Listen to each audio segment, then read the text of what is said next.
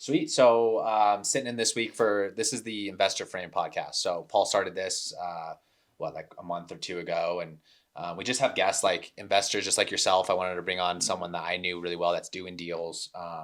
We've known each other for a while now, but yeah, thanks for sitting in, Chad Johnerson. Yeah. I really wanted to get into, you just started a new team, bro. I did. So yeah. Tell me a little bit about that, the Modern Agents, right? It's been super fun. It's been a whirlwind. Kind of something that's been in the back of my mind, I would say, ever since I started in real estate. Always wanted to have a team, and then I got linked up with the right people, the right partners. Ashton Akery and Shane Kazmaier. Those are the team leads, co-team leads with me. Right. So we started this. The idea kind of grew to fruition in less than a month ago. So really? Yeah. that was, what are we in? November, October? Yeah, it was like late September, early October. Yeah. We kind of sat down and we're like, well, let's do this. So that's a big task you just took on, being team lead, man. Are you the heart and soul of it? Like, you started it, or was it the three of you? It was kind of the three of us together. Were you all at EXP?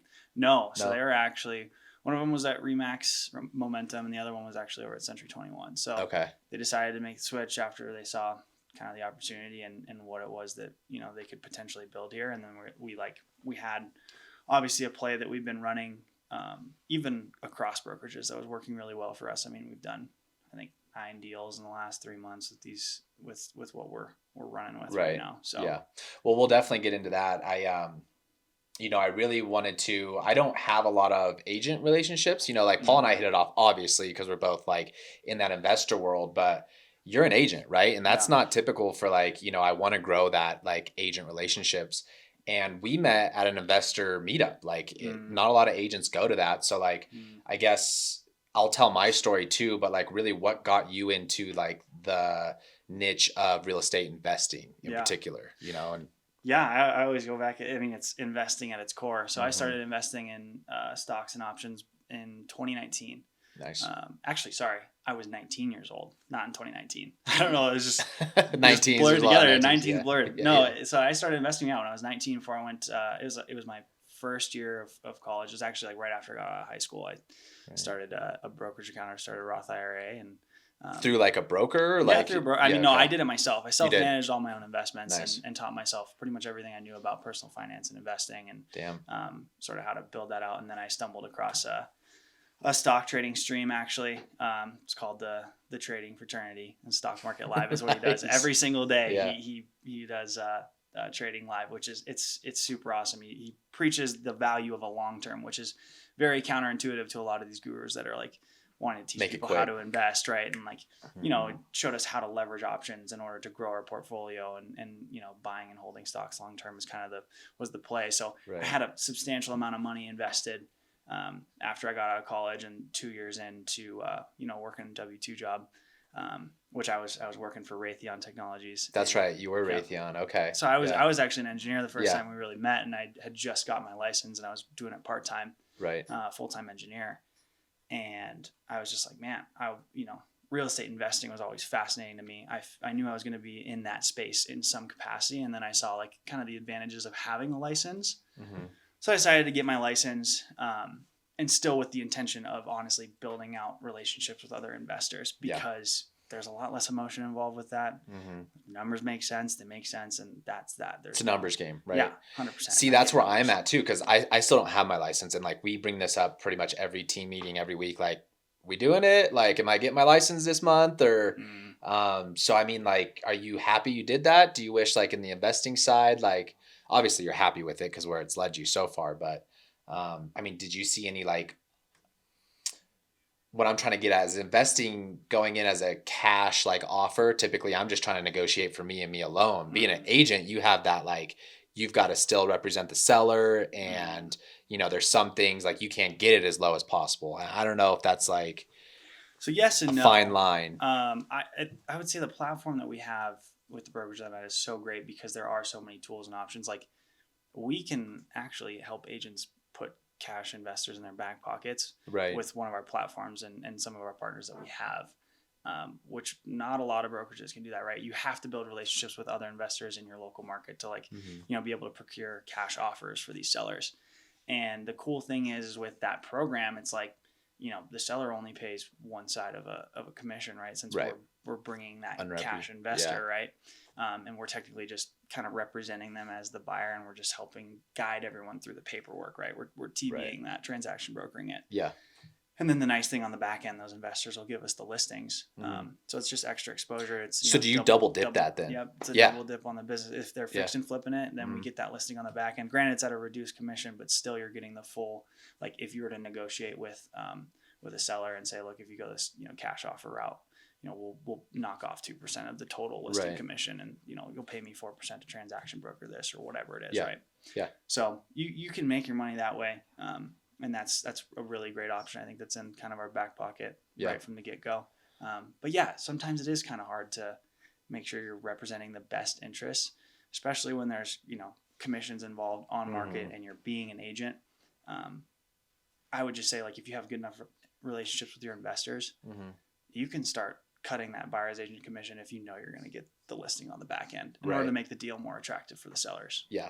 Yeah. I just know, I think I'm to the point now where like not being licensed is almost hurting me, just because there's like home builders that I work with that I'll sell these off market deals, and they're like, well, are you an agent? Cause we'll let you list the home once it's built on the back end too. Cause they want those. And I'm like, no, I'm not an agent, but can you just cut me more cash? And they're like, no, it doesn't work like that. Like that's just one instance. And that's the tough thing too. I mean, right. You have, there's a company around here, Thomas James Homes. That's one of them. Yeah. Luxury builder. You find them a lot. And like, let's say there's a buyer that you're working with, you can get the commission on the buy side for the lot, as well as when they build out that home for those specific buyers too. Like if they want to work with Thomas James exclusively, or, maybe they do just want to list it on the open market if it's in a good enough area. Right. Yeah, man. So, and that's a sweet option too. And like, I've been thinking like, yeah, it's great having a license. But in instances like that, when you can kind of, get it for a highly reduced price, and then go to a builder like them and say, hey, I got this potential scrape lot. Like I was looking at one in the West Highlands this morning, honestly. Yeah. So maybe there's something there. Yeah, man. Yeah. Okay. So you were an engineer. You were over the W-2, which means like, I mean, I'm assuming just like anybody else, you were working 8, 9, 10 hours a day. Yep. Money's probably good. I know you Raytheon guys make some good money, right? But what I figured out was just like, it's not always just about that money. There's multiple types of currencies. Paul and I talk about it all the time. Like it's not just money. There's time, there's reputation, and that's one thing you're trading a lot of your time, your life, just to make money. And it's like, you get to this point and you found real estate. I mean, you found stocks. Are you still in stocks at all? Like, do you still I don't pay attention to it as much at this point in my life. I mean, it's something I do want to get back. I mean, I loved investing. I loved the idea of like selling cash secured puts and then selling calls against a bunch of shares. And like, there's just so many cool strategies in investing where you can collect consistent cash every single month. And obviously when you build a portfolio large enough, it gets to be a lot of fun. Right. But right now, real estate is the main focus. And like, how do I take something that like I'm very good at, well educated in, and really niche down to something hyper specific and grow that into, maybe something where my team is netting $1 million in GCI every single year. Like that's the goal. That would be really cool, just with one thing. And then we go, okay, great. We've mastered this. We know we're the best at this. People are going to come to us. This is our consistent business. Now what's the next thing to master? Right. So that's good. I mean, so you were just a single agent with EXP when we met. You had mentioned like you were working kind of part-time real estate. Then that eventually snowballed and you went full-time with EXP. And then you just started your new team with your 2 partners. So what's your guys' like focus then? Like, I know there's just so many different things you can do with real estate investing in general. I mean, what are you guys focusing in? I know we've been talking about some stuff, but like I need to talk to your partners too and just see like what your guys' main goal is and what's I know you were working on your core values. I don't know if you guys have came up with those yet either. Yeah, that's tough, huh? That's definitely something when you're in the lost in all the startup process of it all. It's just like, oh yeah, we need to sit down. And definitely. But yeah, like what's next for the modern agents? Like what do we know how to help you, Yeah. So one thing that we're really focused on right now is, it's actually a niche that I don't think a lot of agents in the Denver metro market even focus on, which is renters, right? I mean, you have apartment locators that focus specifically on those renters that are looking for like those luxury style apartments, right? It's a very, very hyper specific niche. There's a ton of renters out there that actually really want single family homes, right? And there's not that many single family home rentals available, and they go fast. Yeah. And there's also like, there's a massive issue in that market right now where renters are getting scammed out of application fees and like all of these things, right? And like they're getting asked for first month's rent up front before they even see the house. And like there's so many scams out there. Yeah. So well, you see Craigslist and stuff like that. Like I've even looked for houses for rent, and there is a lot of scams, and those single families are huge because you can have pets, right? You can have bigger families. It's not just those apartments. And okay. So sorry, I didn't. So like with that, like there's a way that you can essentially take a renter and then turn them into sort of like a full-on buyer's agent commission. So it's like you're still getting compensated very well for your time, right? And you're giving renters options that they didn't even realize that they had. Right. And then if they do want to step into home ownership, maybe a year, 2 years, 3 years down the road, they have that option on the table as well. So it's like rent with the option to buy. Yeah. However, there's no obligation, which is really, really cool. Right. Yeah. And that's a little different than what we were talking about, because I was doing like thinking about it, the lease option on the back end of like a seller finance deal or whatever. But on those scenarios, we're taking their down payment, like a hefty down payment, maybe 10%. And that's what's paying us. But these renters, they don't have that, right? Like they're not coming in with a purchase down percent, like a 20% or whatever it is. No. And that's the thing. And like, there are situations definitely where people, they're able to afford that, right? They have the money saved up. Maybe they have a relocation package, whatever it is, right? They're professionals. A lot of these people that we're working with, I mean, they're making really decent money, and they're pretty much qualified as buyers if they wanted to just buy. Right. However, they like that. They like the ability to be able to, live in a spot, see if this is where they want to settle down. And if not, they have that freedom to kind of just walk away from it. Options. So it's, presenting a lot more options to these renters where they didn't even, realize that they had it. And like, I always like to have the conversation with them. Like, hey, if you're in the least bit savvy with investing, you'll buy the home and then you'll turn around and rent it. Right. So or I'll show you how to do that. Exactly. Yeah.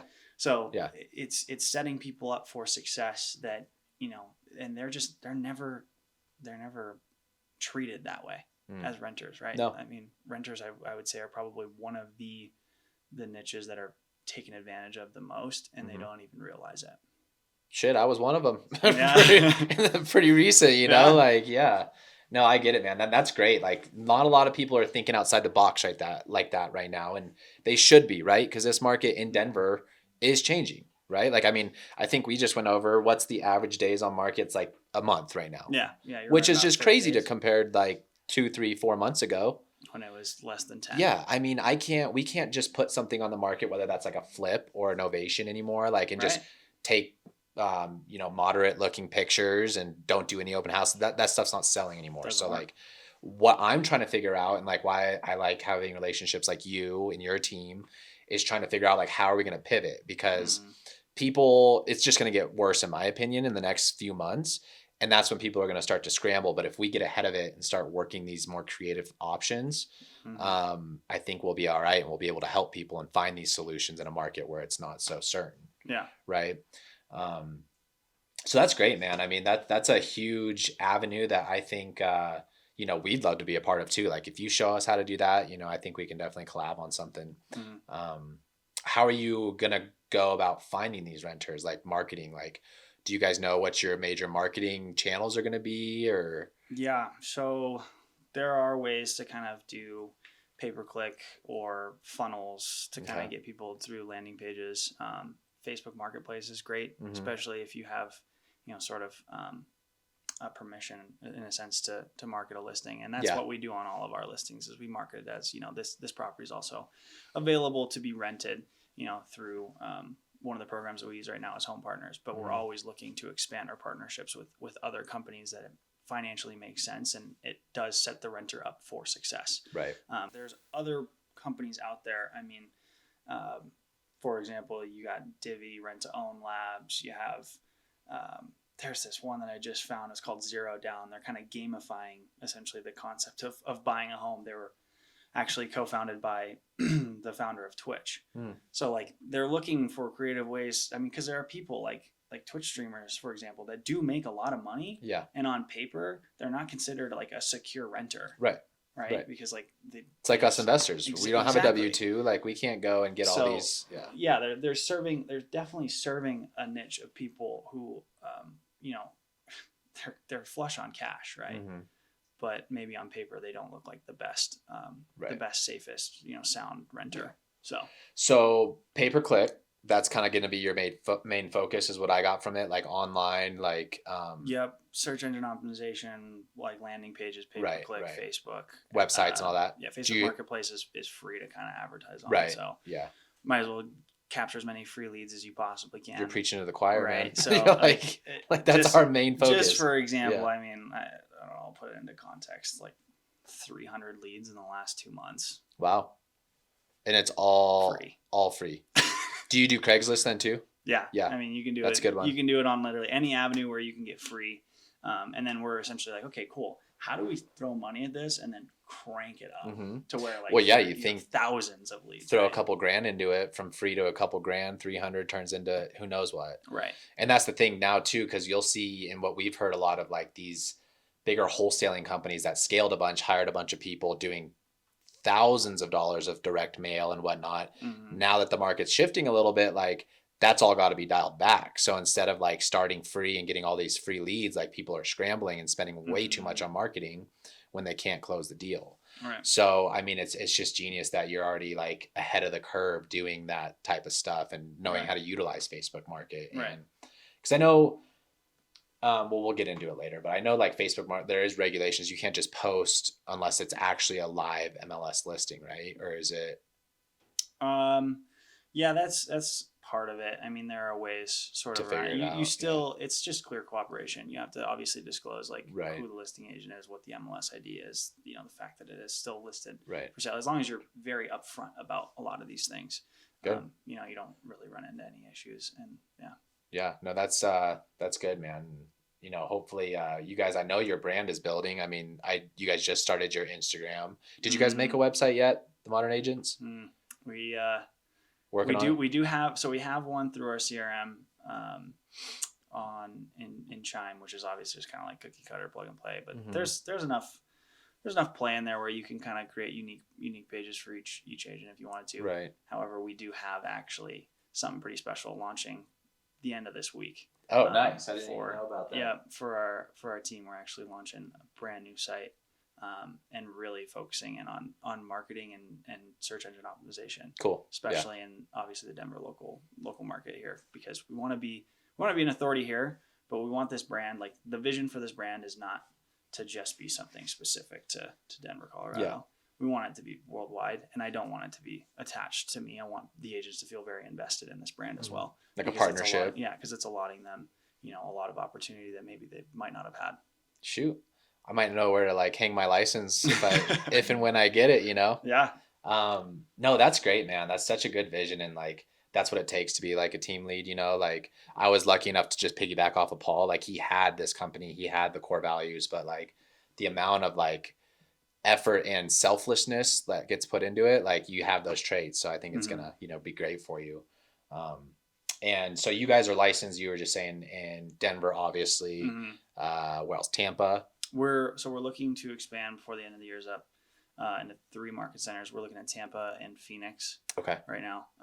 We just had a conversation with someone actually out in Baltimore, so Maryland could be on the radar as well. Yeah. But we just launched in Los Angeles this week. Nice. So yeah, it's growing fast, and fast is fun. Yeah. Even though it's messy, it's the best way to do it. So yeah, man. I'm kind of getting everything lined up for our guys out there in LA, and making sure they have all the systems and tools and processes in place for them to be successful. Yeah.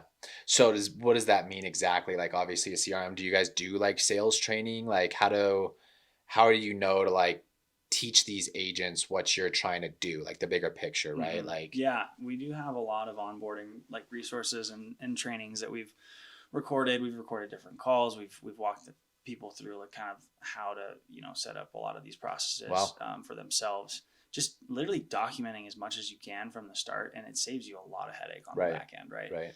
instead of instead of expending, your time capital and helping people, get all this set up, it's like you have a library of content that they're already like can go and take a look at. Yeah. And if they have any questions, right, that's when they can obviously reach out. Mm-hmm. But we have the process dialed in pretty well at this point. It's just a matter of like scaling for us now. Yeah.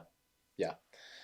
No, that's awesome, man. And you're exactly right. Like documenting yourself while you're doing it is a lot of time saver, like compared to going back and like teaching someone how to like get into, what we use is comping on Redfin. Like, how many times I comp on Redfin, if I would have just filmed myself doing it, I wouldn't have to go explain how to do it when someone new comes in. But that's good, man. I'm trying to think, do you have any, what I would say, advice for someone that's like trying to get into real estate investing, or, there's so many different options that we've talked about. What's your best advice you can give someone in real estate investing or trying to get into it? Focus on relationships with people, honestly, first and foremost. Literally like getting to know them, like who they are, why they do what they do. Because building that relationship and being able to make connections between people is invaluable, and especially in the long term. People are gonna come back to you time and time again if you show them a ton of value up front, and just like selflessly, right? Like wherever you're not involved. Like there's so many times where I make connections and I'm just like, I'm not even involved in the deal. Doesn't matter to me, because it's like kind of like that goodwill, right? Yeah. Eventually it's gonna be cashed in. You never know when it's gonna happen. Right. But it will. Yeah, you're definitely a go-giver, and that's kind of something I always wanted to try to be. Like that's what the advice I was given too coming into it. Find a mentor that's willing to give, and then you just do the same thing, and that's really what it comes down to. But I'm not too sure what else we can touch on, but I don't know how much. What do you guys have planned here in the coming months as you roll into 2023? So we've heavily shifted. So when you first met me, I was, just wholesaling, right? Like that's all I really knew. That's all I really cared about was just wholesaling. Now when someone asks like, oh, like you're a wholesaler, I'm like, I almost like get offended. I'm like, no, I'm not. Just like, I'm an exit strategy. Like, no, like, so now that we know and have mastered a couple other like strategies other than just wholesale, like we're doing novations. We just completed our first pop top. So like small development type stuff. The way that the market has presented itself in the last couple months, we have pivoted to creative deals, right? So we're getting very familiar with seller finance. We're getting very familiar with subject to, which in turn leads us to those lease options, right? Because that would be our exit strategy on the back end if we don't want to keep those deals. But the goal is to acquire as much property as possible without spending a lot of cash doing it. So long-term real estate investing is still front of mind. Back when the real estate market was hot and it was more of a seller's market, we were using wholesale and fix and flip a lot just to get that cash flow, right? So build up our business treasury, keep it coming. And now it's time to hopefully, when it kind of settles down, just buy as many properties as possible, man, in the Denver area specifically. We're not too, Paul and I have talked about this in our team. We're not really trying to scale. We're trying to get something that is, I don't know, it's just a working machine, right? Like sustainable. Exactly. Scaling is not really what is aligned with a lot of our, what everybody in our team wants. We're looking to do this to get more time with our families, right? Like, to not live paycheck to paycheck. So, if we can get this sustainable and figure out how we can win and whatever gets us closer to that end goal, we call it our solvable problem. That's our goal. So, stuff like, Paul starting the whale club too. It's just we're just keeping our optionality very high right now. We're not getting into things like fix and flip where there's a lot of downside. We're not getting into a lot of novations now, even because it's not as much downside as fix and flip, but there still is. You could put 30, 40,000 into a property and it could go wrong. Right. So we're focusing on just eliminating all of our downside, not looking at what the upside could be, which is just not what we were doing in the past, because we would see a flip and be like, oh, we can make 100,000 on this. Right. That's a completely different mindset than what we're looking at now. It's like, well, we don't care what we make. We're focusing on what we can lose out on. Like that's about it. And I think that's how we can kind of pivot and get ahead of the curve, because we've been working on this for a couple months now.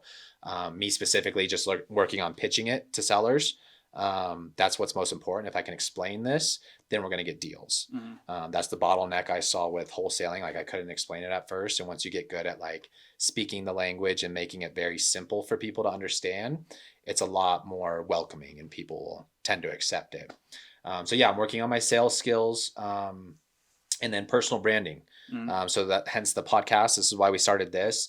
We're really just trying to give to anybody trying to get into real estate these tools and what we've been using. I mean, if I had a lot of this information from the start, who knows where I would be now? Like, I mean, it took me a while to learn all this stuff that we teach, the sales framework. There's particular strategies and verbiage we use to talk with sellers, you know, and strategies we've been learning. And seller finance and subject to is a whole rabbit hole that we can fall down. And if you know it all, you just have to be able to explain it to someone that doesn't really understand it. So that's kind of that's my main focus here. And then yeah, like the personal branding, social media, got the Instagram up and running, and really just trying to give out as much content as possible and not keeping anything close to the chest, just laying it all out there. Yeah. All the secrets of the trade, right? Yeah. So that's kind of our focus. You know, we have our core values, batteries included, which just means like on our team, we don't need to motivate people when they come in the office, right? Like we're all excited to be here. Like we don't need to be like, okay, like let's pick someone up and have them like force them to be on the phones. Like, no, like we are all here for the same purpose and everyone comes with batteries included. You know, they're willing to put in the work and they don't need any extra motivation to get where they want in life. On the mountain means that we're all on this together, like you included. That's not just Bunny Hill, like that's our affiliates and everything, and we're not making it to the top without everybody else. And that goes right back to your relationships. Like build your relationships and bring them up with you. You know, don't just expect them to like pull you up this mountain. Like you got to help and do your part too. And I struggled with that I did, because like I didn't have a lot to bring, right? I didn't have money. I didn't have these crazy good sales skills. Like, but what I did have was I had the ability to hop on the phones and do the stuff that people didn't want to go to these ugly properties, you know, talk with all these sellers. So you always have something to give. And that's what On the Mountain's about. And then continuous improvement, always working on like our sales skills, development. I mean, your personal life, that's a huge part too.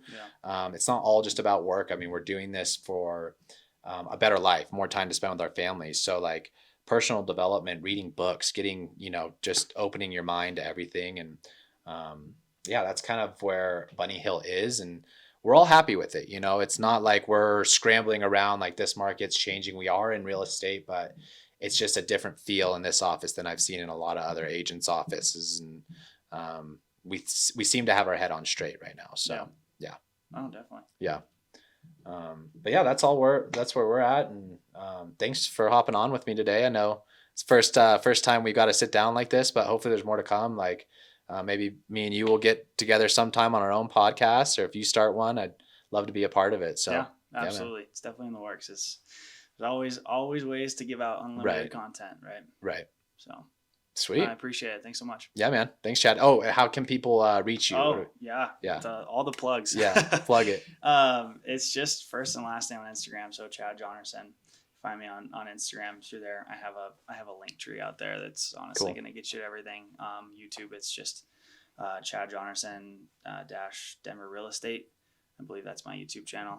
Johnerson Realty on Facebook, and then we have also everything with the Modern Agents. So TMA_Denver is the start of the Modern Agents for us here in Denver. And obviously we see it being a global brand and vision. So pretty soon you'll be able to just Google the Modern Agents and it'll be everywhere. Yeah.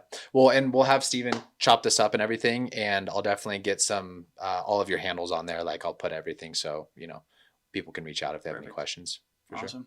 All right, bro. Appreciate it. Thanks.